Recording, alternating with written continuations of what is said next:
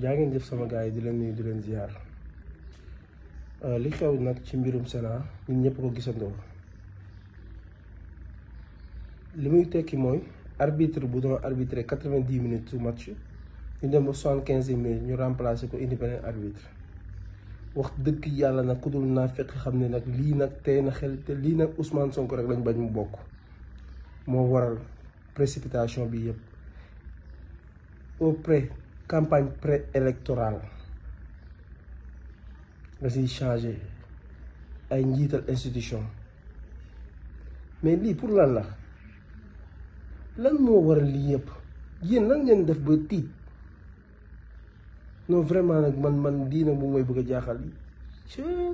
mais Sénégal am na lu ñu def yàlla quoi parce que lii mënul nekk neen mais yéen lan ngeen di tiit si waa ji xam nga nag bu njiit demee ba ne bu ñu pertee nguur gi moom ñu bëree bëri si kaso bi lañ jëm si ñun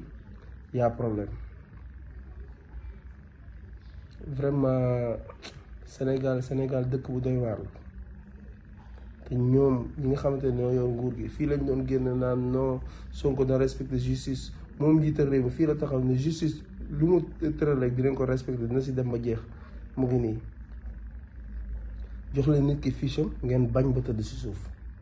mais lan moo waral lii wala da ngeen bëgg nit ñi xeex am ay nit yu génnaat dee ngeen pousse élection yi wala lan la cokkaas bi yëpp pour lan la vraiment man lii comprendre tuma ko quoi Sénégal métti na dëkk bi doy na waar nit ñi lekkuñu naanuñu fajuwuñu suñu doom yi jànguñu problème bi yëpp nekk si suñu ndodd nit ñi di dundee stress nga ñëwaat bëgg ñu tegal beneen fitna ay waay yàlla nañu yàlla musal si pexe yi ñu bon ñi bañ Sénégal bëgg Sénégal tàkk dafa mel ni yéen jàmm Sénégal waxu leen ci dara